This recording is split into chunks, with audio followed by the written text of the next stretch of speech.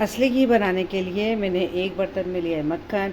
मक्खन बनाने की रेसिपी मेरे चैनल पे मौजूद है, मैं उसका लिंक दे दूँगी आई बटन में, आप ज़रूर देखिएगा।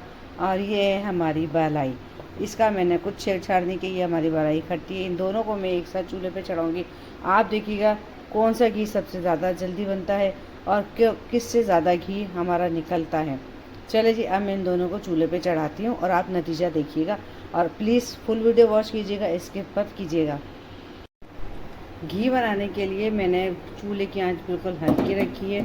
ज़्यादा आंच अगर आप करेंगे तो हमारा घी बाद में जल भी सकता है।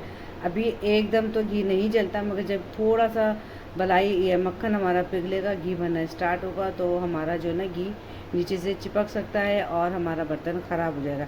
और अगर आपको वीडियो पसंद आए तो वीडियो को लाइक करें, अगर चैनल पर नए तो प्लीज़ इसको सब्सक्राइब कर दें। थोड़ी सी भूल चूक हो गई तो मसला होगा, इसीलिए मैं जो है ना चूल्हे की आंच इस तरीके से बिल्कुल हल्की रखती हूँ। और थोड़ी सी 5-10 मिनट में तो कुछ नहीं होगा, मगर बाद में हमारा घी लग सकता है। और ये हमारी बलाई, और इसको तो बहुत ज़्यादा ख्याल रखना पड़ता है, क्योंकि बलाई वाला जो होता है ना, फ़ौरन अगर आप जो तेज़ आंच की तो ये फ़ौरन जल जाएगा। आज देखिए दोनों की स्लो है और दोनों मैंने स्लो रख दिया है। अब देखें ये पक रहा है, फिर मैं आपको बताती हूँ थोड़ी देर बाद क्या सूरत हाल होती है।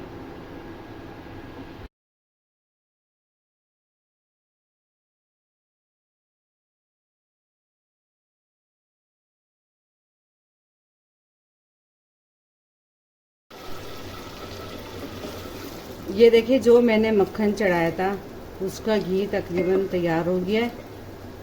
और दूसरा दिखाती हूँ मैं आपको। और ये जो बलाई चढ़ाई थी ये अभी तक ऐसी की ऐसी पड़ी है, यानी अच्छा खासा ये भी बन चुका है, मगर अभी इसको तकरीबन डबल टाइम लगता है, 10 मिनट और लगेंगे। आँच मैंने बिल्कुल हल्की रखी है ताकि हमारी बलाई चिपके नहीं, और वरना हमारा जो बर्तन है ना वो ख़राब हो जाएगा।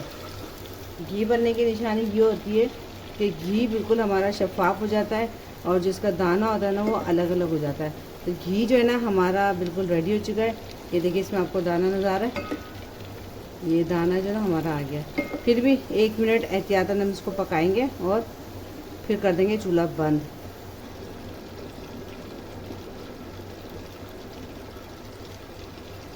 अच्छा मैं आपको दोबारा दिखाती हूँ। ये देखें जी, जो दाना है ना इसका बिल्कुल अलग हो गया, अगर आपको नज़र आ रहा हो।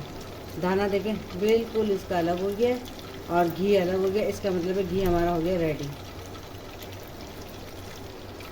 और इसका हम चूल्हा बंद कर देंगे।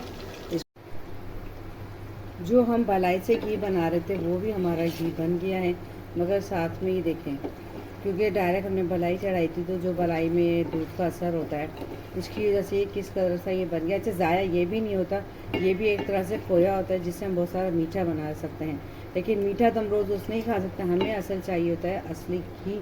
तो असली घी ज़्यादा बनाने के लिए क्या ज़रूरत होती है, कौन सा तरीका बेस्ट है, मैं आपको अपना पहले वाला असली घी भी दिखाती हूँ जो मैंने डायरेक्ट मक्खन से बनाया था। और ये घी बन चुका है, मैं चूल्हा बंद कर देती हूँ। और जब ये ठंडा होगा तो हम दोनों घी को किसी भी जार में सेव कर लेंगे। चलिए ये मैं आपको दिखाती हूँ। और ये है मेरा जो मैंने असली घी बनाया था डायरेक्ट मक्खन से।